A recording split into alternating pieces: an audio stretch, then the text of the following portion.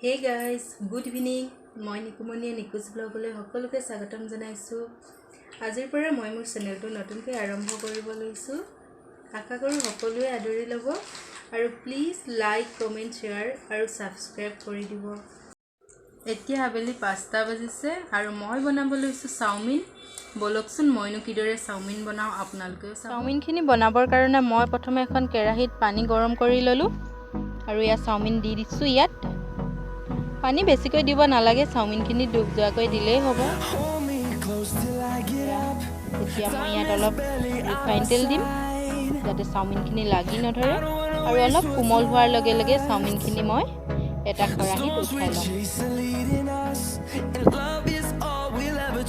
ইফালে এতিয়া কেৰাহী এখন পাতি ইয়াত তেল দিছোঁ, ৰিফাইন তেল, আৰু ইয়াত পিঁয়াজ দি দিছোঁ।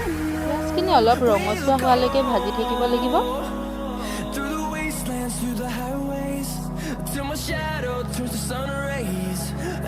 পিঁয়াজখিনি অলপ ৰঙচুৱা হোৱাৰ পিছত এতিয়া মই ইয়াত কবি দিম।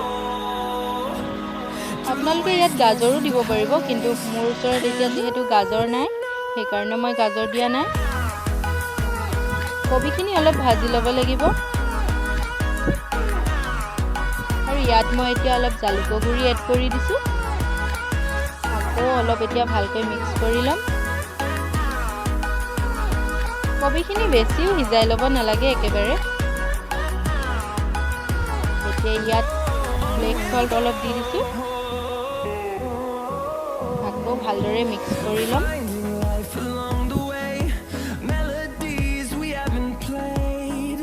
এতিয়া অলপ ভাজি লোৱাৰ পিছত আকৌ মই ইয়াত চাওমিনখিনি দি দিম।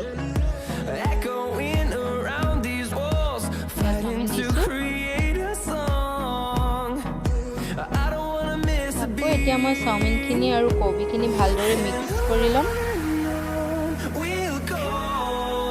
ইয়াত মই এতিয়া অলপ চাট মছলা দিম।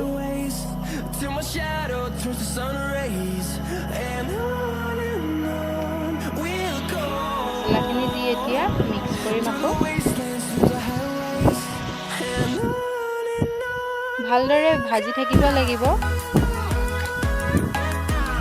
আকৌ ইয়াত মই অলপ ভিনেগাৰ দিছোঁ। আকৌ অলপ ভাজি ল'ম।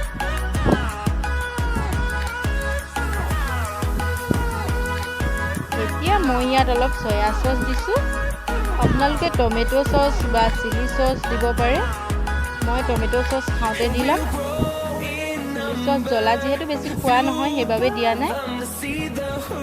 আৰু এয়া মোৰ চাওমিন ৰেডি হৈ গৈছে।